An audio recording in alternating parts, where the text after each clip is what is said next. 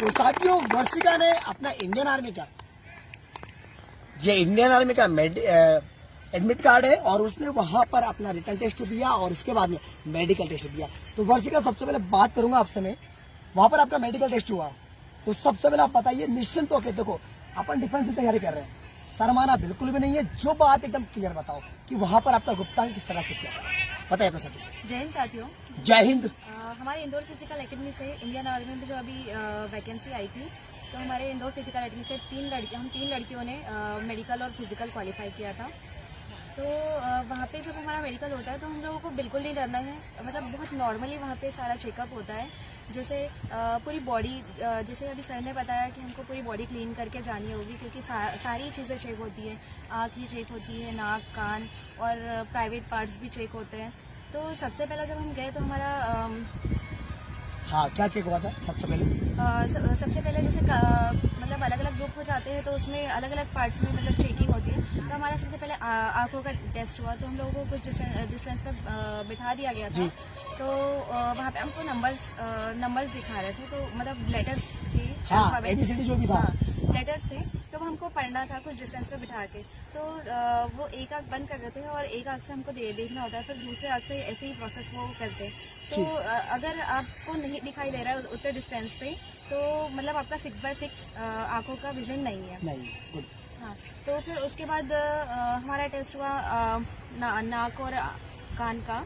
तो नाक में भी हमारा जो ये नाक की जो हड्डी होती है उसमें कोई फ्रैक्चर नहीं होना चाहिए, और आप अगर जा रहे हो मेडिकल के लिए तो आपकी नाक भी आपको क्लीन करके जानी है। सही। और फिर कानों को भी हम डॉक्टर से जैसे जो भी उसका वेस्ट होता है वो निकलवा के जाना है जी। और कानों का खास करके ध्यान रखें, क्योंकि बहुत बार ऐसा होता है कि हम करवाने जाते हैं, मतलब वेस्ट निकलवाने जाते हैं, तो बहुत सी प्रॉब्लम्स हो जाती है, या तो किसी को फुंसी हो जाती है, फिर कुछ हो जाता है, तो उस बातों का भी ध्यान रखें। और फिर मुंह का टेस्ट हुआ तो उसमें आपको पायरिया नहीं होना चाहिए, और फिर कैविटी वगैरह जो भी है दांतों में वो सब चीज़ें नहीं होनी चाहिए। और फिर मतलब जब प्राइवेट पार्ट्स वगैरह चेक होने जब जाते हैं तो हमारे शरीर पे एक भी कपड़ा नहीं होता है, पर डरने की कोई बात नहीं है, वहाँ पे सारी लेडी डॉक्टर ही होती है।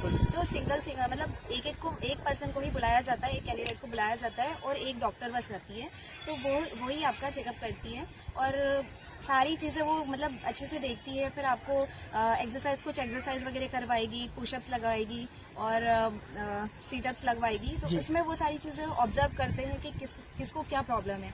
और फिर फ्लैट फुट और नॉकनी वगैरह ये सारी चीज़ें भी चेक की जाती है। तो आप ये बताइए मुझे इस वीडियो के माध्यम से, जिससे प्राइवेट पार्ट चेक करा तो उसमें क्या चेक करते हैं? उसमें एक चीज़ ये पता चल जाती है कि मतलब सामने वाले पर्सन को पाइल्स है या फिर नहीं है। और फिर दूसरी बात ये भी होती है कि एक हम लोगों को मतलब वहाँ पे पूछा भी जाता है कि मतलब आपकी जो पीरियड्स आ रहे हैं वो टाइम पे आ रहे हैं या नहीं आ रहे, क्योंकि अगर वो टाइम पे नहीं आ रहे हैं तो बहुत सी प्रॉब्लम्स होती है, वो टाइम पे आना बहुत ज़रूरी है। और अगर आप उस टाइम मेडिकल के टाइम में पीरियड्स में भी हो तो आपको कोई मतलब ऐसे डरने की बात नहीं है। ऐसे ज़रूरी नहीं है कि आपका पीरियड उस टाइम पे आप पीरियड में हो तो मेडिकल नहीं होगा, आपको रेस्ट में दिया जाएगा और ट्रेनिंग बाद में कर दी जाएगी। हाँ, ट्रेनिंग बाद में कर दी जाएगी ऐसा। चलो बढ़िया। और एक्सरा वगैरह भी होता है चेस्ट का? नहीं, एक्सरा वगैरह तो नहीं हुआ था, पर वो कुछ मुझे याद नहीं है, कुछ मशीन से ट्रीटमेंट होता है, उससे सारी चीज़ें पता चल जाती है। जैसे हमारे यहाँ पे हमारे साथ में एक लड़की थी, तो उसको पेट में गार्ड बता दी गई थी। हाँ। तो वो एक मशीन होती है, मुझे अभी उसका नाम याद नहीं है, लेकिन उससे चेकअप होता है तो उससे सारी चीज़ें क्लियर हो जाती है कि आपको क्या क्या प्रॉब्लम है।